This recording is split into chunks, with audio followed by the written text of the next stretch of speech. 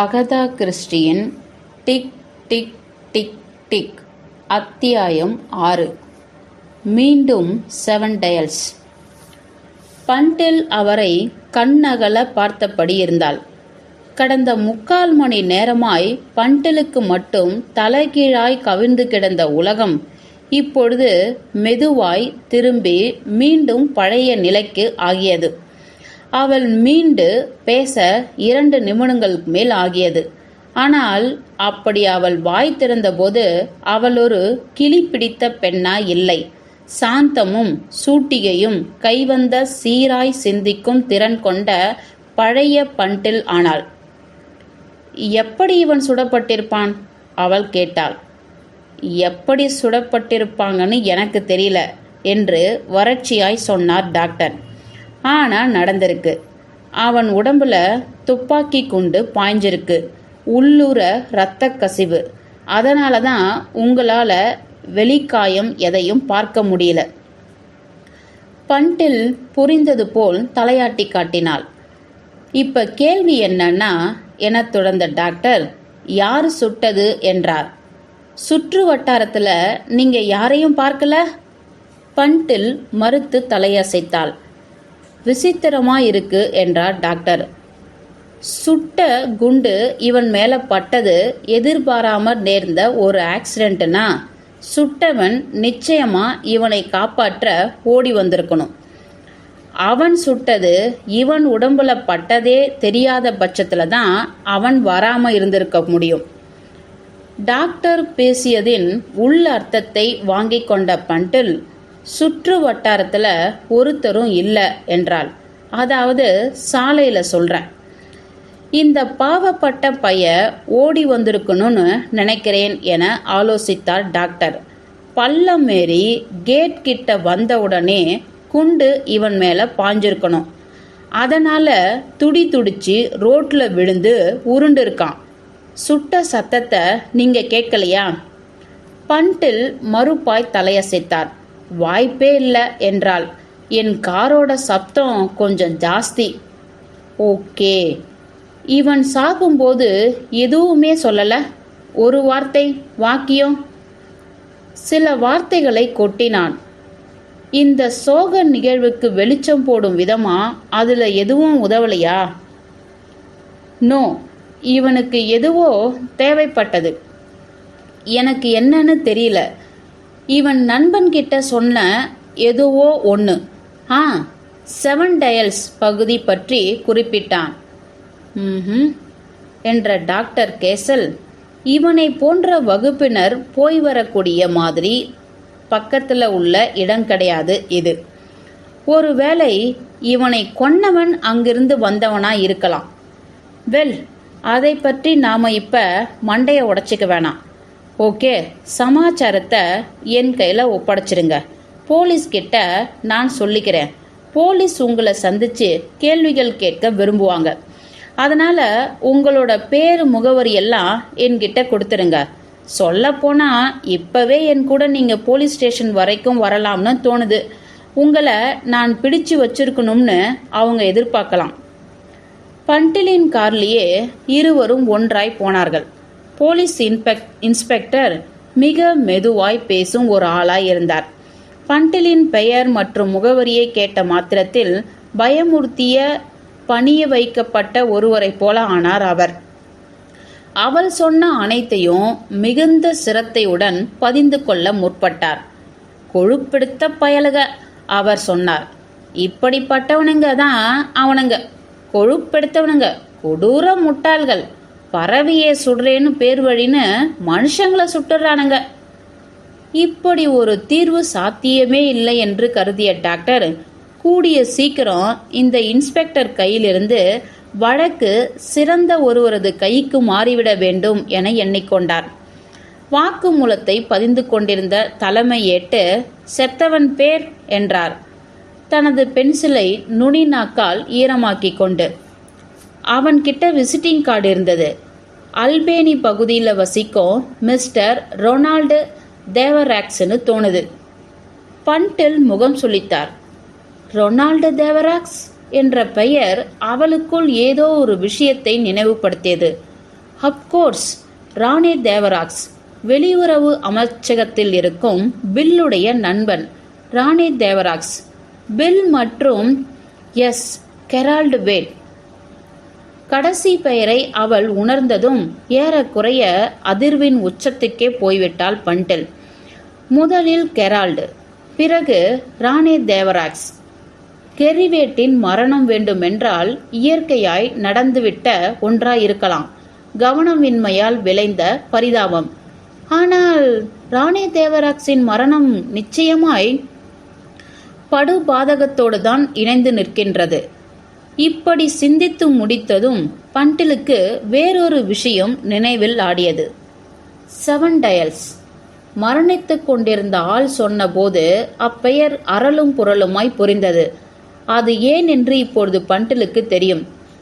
தான் மரணிப்பதற்கு முன்னிரவு தனது சகோதரிக்கு எழுதிய கடிதத்தில் 7 டயல்ஸ் என்னும் பெயரை பதிந்திருந்தார் கெரால்டு வேட். இப்பொழுது இந்த புரிதலும் அவளுக்குள் பிடிபடாமல் வழிக்கு ஓடி வேறு ஏதோ ஒன்றுடன் பின்னி நின்றது.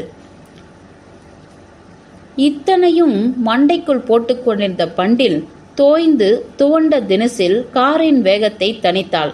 காரை அதனிடத்தில் நிறுத்திவிட்டு அப்பாவை தேடிக்கொண்டு போனாள் அவள்.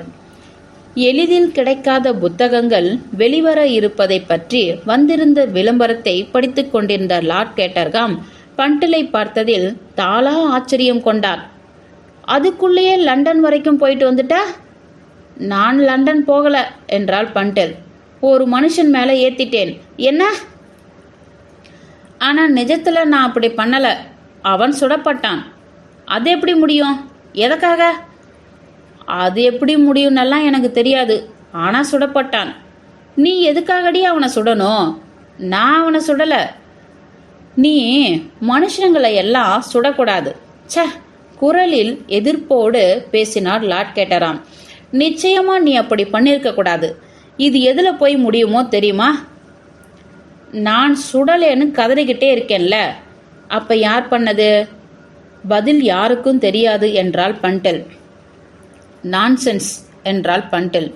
யாரும் பண்ணாம ஒரு மனுஷன் சுடப்பட்டு பிறகு காராலும் ஏற்றப்பட முடியாது. அவன் மேல கார் ஏறல. நீ அப்படி சொன்னதா நான் நினைக்கிறேன்.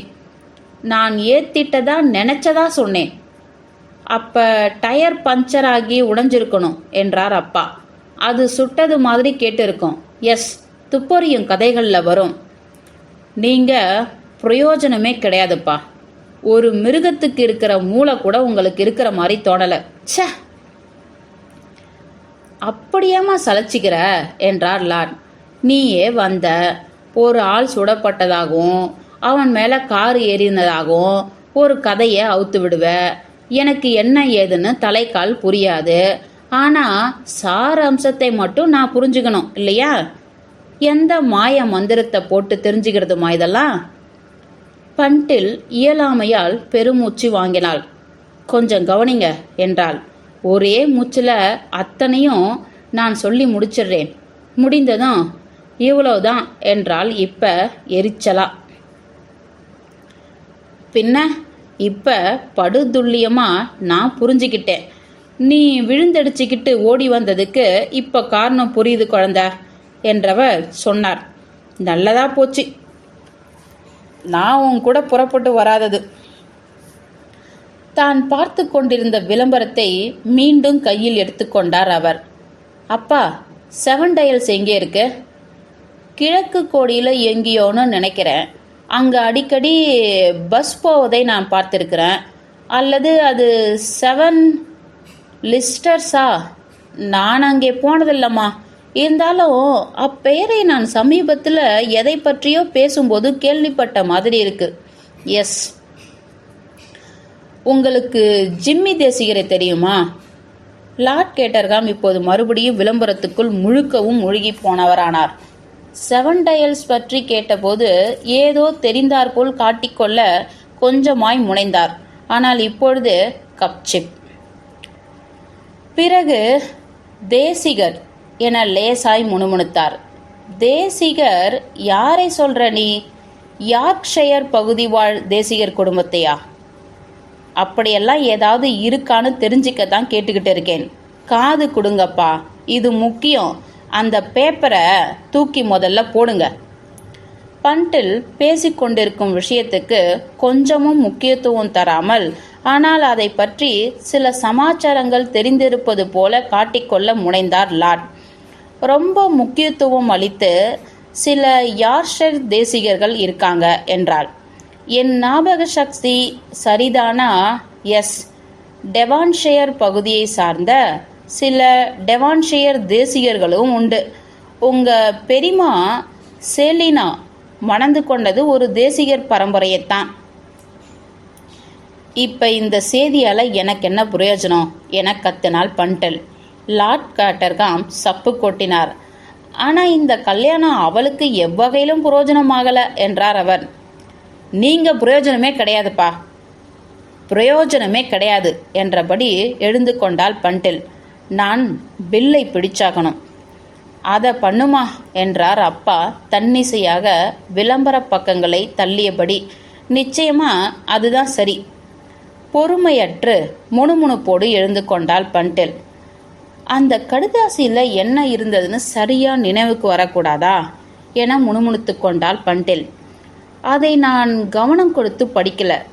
7 டைல்ஸ் பிரச்சனை விளையாட்டா, ஒரு பிரச்சனை கிடையாது என்பது போல என்னவோ இருந்தது. தற்சமயம் தனது விளம்பர பக்கங்களிலிருந்து திடுமென விடுபட்டு திரும்பினார் கேட்டர்காம். 7 டயல்ஸ் என்றார். அப்கோர்ஸ், இப்ப எனக்கு நினைவுக்கு வந்துடுச்சு. என்ன? எஸ், இப்பெயர் ஏன் அத்தனை பிரசித்தம் எனக்கு பட்டுதுன்னு தெரியுமா? சார்ஜ் லோமெக்ஸ் அங்கே போயிருக்கார். ஒரு தடவை சார்ஜை உள்ளே விடாதேன்னு என்னும் என் கட்டளையை மறந்து போய் அவரை உள்ளே விட்டுட்டான் ரெட்வெல். டவுன் வரைக்கும் அப்ப அவர் போய்கிட்டு இருந்தார். அப்பே பகுதியில் ஒரு அரசியல் கூட்டம் இருந்தது போல. அது சம்பந்தமா அவருக்கு ஒரு எச்சரிக்கை கடிதம் வந்திருக்கு. எச்சரிக்கை கடிதம்னா? வெல், அது பற்றி எனக்கு முழுசா தெரியாது. அது குறித்த விளக்கத்துக்குள்ள அப்போ நான் நுழையல. ஜாக்கிரதை என்றும் சங்கடம் உங்களை நெருங்கிடுச்சு என்றும் எழுதப்பட்டிருந்ததா ஞாபகம். எப்படியோ அது 7 டைல்ஸ் பகுதியிலிருந்து எழுதப்பட்ட ஒரு கடிதம். இப்படி அவர் சொன்னது எனக்கு நல்லா நினைவிருக்கு. இது பற்றி ஸ்காட்லாந்து யார்ட் போலீஸை ஆலோசிக்க இருப்பதா சொன்னார். உனக்கு சார்ஜையும் தெரியும் இல்லையா? பண்டில் ஆமோதித்து தலையசைத்தாள். பொது வாழ்வில் நல்ல ஈடுபாடு கொண்ட கேபினெட் மந்திரியான சார்ஜ் லோமெக்ஸ் இவளுக்கு பரிச்சயமே. வெளியுறவு அமைச்சகத்தின் நிரந்தர செக்ரட்டரி. பொது வாழ்க்கையில் நடந்தவற்றை தனிப்பட்ட உரையாடல்களின் போது கொட்டி அறுப்பதில் அவர் பெயர் பெற்றவர். வெளியே விழுந்து விடும்படி அல்லாடும் கருவிழிகளால் பில் எவர்ஸ்லே உட்பட பலரும் கோலி குண்டு என அறியப்படுபவர். சொல்லுங்கப்பா என்றால் பண்டில் கேட்டாள். கெரிவேட்டின் மரணத்துல இந்த கோலி குண்டு அக்கறை காட்டுதா? எனக்கு தெரிஞ்சு இல்ல, ஆனாலும் இருக்கலாம். சில நிமிடங்களுக்கு பண்டில் ஒன்றும் சொல்லவில்லை. லொரேன் வேடுக்கு பண்டில் அனுப்பியிருந்த கடிதத்தின் அச்சு அசலான வார்த்தைகளை மறுபடியும் ஞாபகப்படுத்தி பார்ப்பதில் இறங்கியிருந்தாள் அவள். அதே சமயம் அக்கடிதம் எழுதப்பட்டிருந்த பெண்ணை உருவகப்படுத்தி பார்க்கும் முயற்சியிலும் இறங்கினாள். கெரால்வேட் தன்னையே முழுவதுமாக அர்ப்பணித்து விடும் அளவுக்கு போயிருந்த அந்த பெண் நிஜத்தில் எப்படிப்பட்ட பெண்? அதாவது என்ன மாதிரி உறவிலான? இதை பற்றி மேலும் மேலும் நினைக்கையில் ஒரு சகோதரன் எழுதக்கூடிய கடிதமாய் தோன்றாமல் இது அசாதாரணமான கடிதமாய் பண்டலுக்கு பட்டது.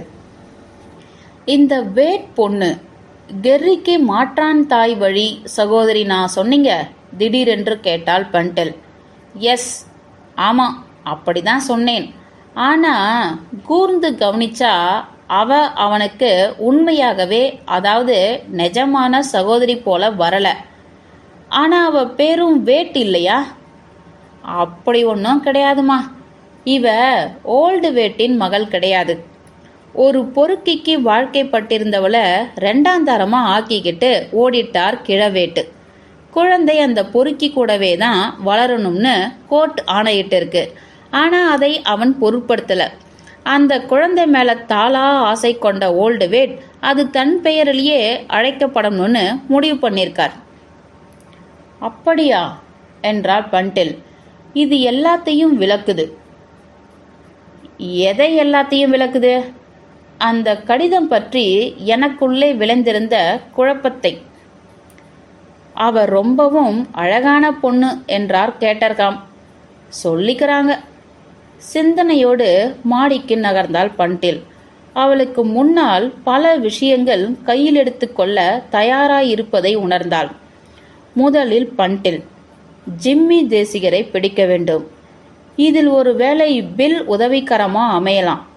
ராணே தேவராக்ஸ் பில்லின் நண்பராயிற்றே. ஜிம்மி தேசிகர் ராணேயின் நண்பனாக இருந்துவிடும் பட்சத்தில் அவரை பற்றி பில் அறிந்திருக்கும் சாத்திய கூறுகளும் ஏராளம் உண்டு. அப்புறமா இந்த பெண் லோரைன் கெரால்டு. செவன்டயல் சமாச்சாரத்தில் இவளால் கொஞ்சமாய் வெளிச்சம் போட்டு காட்டக்கூடிய சாத்திய கூறுகள் உள்ளன. கெரிவேட் இதை பற்றி லோரைனிடம் என்னவோ சொல்லியிருப்பது வெளிப்படையாகவே தெரிய வந்துள்ளது. அதை பற்றி இந்த பெண் மறந்துவிடக்கூடும் என அவர் படபடத்திருப்பதில் ஏதோ ஒரு சதி ஆலோசனை தெரிகின்றது.